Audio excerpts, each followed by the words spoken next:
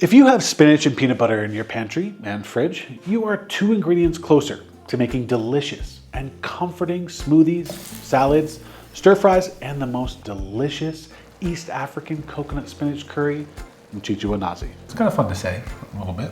Mchicha. This is why I never understood why people don't like spinach. For a simple wake up and start your day smoothie, I'm going in with a handful or 2 cups of spinach, 1 cup of milk, 2 frozen bananas, and 3 tablespoons of peanut butter. Don't be like me and add too much peanut butter.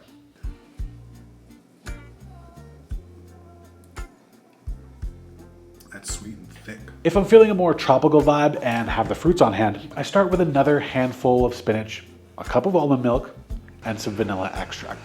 You'll notice how I blend the milk and spinach together before adding those other ingredients to ensure all those fibers break down. Then I add my frozen banana, a few pieces of frozen mango, and equal parts frozen pineapple. A little sprinkle of chia seeds and a scoop of peanut butter. These smoothies work so well because of the contrast between the rich, slightly sweet flavor of peanut butter and the mild, earthy, and slightly bitter taste of spinach, brightened up by our fruits. But what if we want a nice textural contrast of creaminess and crunch? That's where this quick and easy spinach salad comes in. To make this dressing, combine creamy peanut butter, mole Colorado, honey, soy sauce, tamarind, ginger and garlic, a little sesame oil, and water to thin it out to the right consistency. Now, you may be thinking, Shazad, I don't have mole Colorado paste.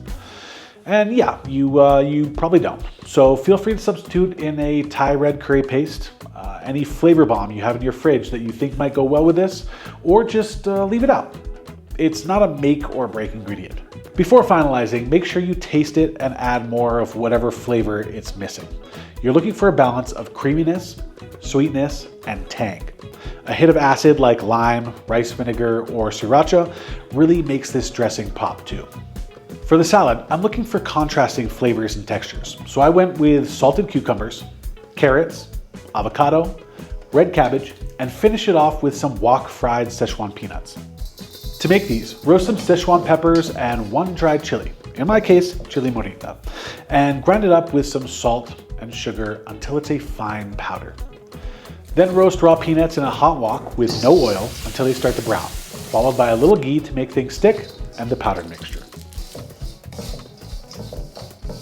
All right, let's see how this is. Peanut butter dressing. That's really good. I really love these little peanuts. You know what else they go really well on? Stir fry. I came across this stir fry recipe while riding a motorcycle around Taiwan. Okay, fine. It was a scooter. But still, it was a motorcycle-like adventure with lots of delicious food. Near the end of my trip, I stopped by a restaurant in the mountains south of Taipei that specialized in greens. They sauteed them in local tea oils, ginger, garlic, and a homemade broth. Very simple, but intoxicating and delicious. But I don't have the unique taste of tea oil available to me, so I decided to make my own uniquely flavored oil for this dish. A smoked garam masala ghee. If you're not sure what garam masala is, check out this episode after so you can learn all the ways to use it in curries and marinades and how to customize your own to fit your taste and available ingredients. Ghee is clarified butter, so we're going to cook some butter on low heat with a bunch of whole spices for 30 minutes. First goes in our cinnamon, star anise, black cardamom, dried chili, bay leaf, allspice, green cardamom, and cloves. Then I like to go in with my more delicate spices like coriander, anise seed, and cumin. I really should have skimmed the foam off earlier, but I saved it for last before finishing off with some dried rose petals. Obviously, we need to show off, and nothing says I'm better than you than smoking this thing out. So I'm going to float a little ghee on top of a layer of onion and hit it with a piece of hot charcoal. Now you got to let this sit for 5 to 10 minutes to let the smoke settle, and then we have our smoked garam masala ghee. What a delicious little oil you can use to start or finish any dish. And If you really want to skip all of that, just use some high smoke point oil and call it a day. To make the stir fry, turn the heat to medium-high and add chili, garlic, and ginger to the smoked ghee. Let it infuse in the ghee for 30 seconds and then add the hearty spinach stems until they get soft, followed by the leaves and some broth. Cook these as long as you want, depending on how cooked you like your spinach. I prefer barely wilted, which only takes a few minutes on this heat. At the end, I like to add a little salt and some leftover powder from those Sichuan peanuts. If you like the sauce a little thick, go ahead and add some cornstarch to the boiling broth. This quick stir fry, served over rice with some Sichuan peanuts and the spinach sauce on the side.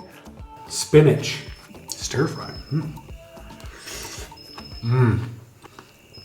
Yep. Peanut sauce is any good with it. That garam masala oil, really subtle, but really nice. This is really good. But my favorite spinach peanut butter dish, Mchicha. That's how you make it. Mchicha is spinach in coconut milk, a delicious and heartwarming Swahili dish that can be served as a side or a main star if you add lentils or another bean. Mchicha. It's kind of fun to say a little bit. Mchicha. No. You can absolutely use a regular can of coconut milk, but if you want it creamy, make sure to add a creamy coconut milk. A little cheat I learned from my auntie is to simmer the coconut milk until it's reduced and caramelized for an extremely rich flavored coconut cream. Hi, Tiny Shazad here. These little tips and tricks to maximize flavor are the kind of secrets aunties love to hide from us. You really got to watch them closely because they cook off of intuition. Something that's simple and obvious to them is a revelation to us. So I set out to fast track cooking intuition through the art and science of creamy coconut chicken. In this course, you will master simple, basic weeknight curry cooking, but also learn the hundreds of little tips and tricks to make the most delicious sauces in the world. And if you have a friend or partner that's interested in learning how to cook better, go ahead and gift them one. I'll leave a link in the description below. Thank you for directly supporting this channel. Now let's get back to that creamy coconut spinach. Mchicha. Once your coconut is caramelized and creamy, it's time to go in with some oil. I like to flavor the oil with some crunchy mustard seeds, but sometimes I don't have them, and just go in with some onions. I'm looking for the point where they just start to turn golden brown on the outside. Then I go in with my chili, turmeric, tomatoes, and salt. Because this is a simple spice dish, it's incredibly important to balance your turmeric with salt.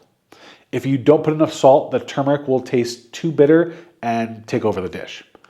At this point, you kind of want everything a little bit too salty because you're about to add your remaining ingredients. Once the tomatoes are soft and cooked down, hit it with a fat spoonful of peanut butter and incorporate it into the sauce.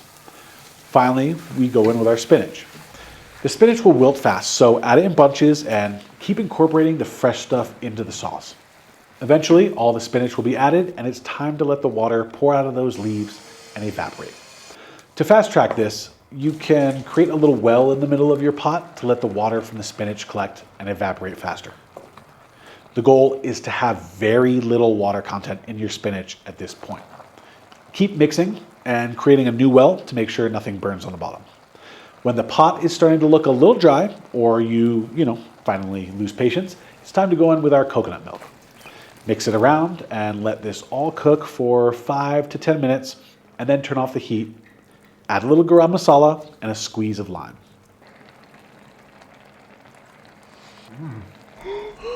The flavor's gonna settle. It's gonna be real nice.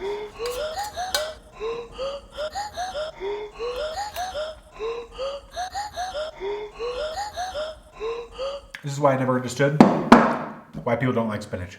I don't get it.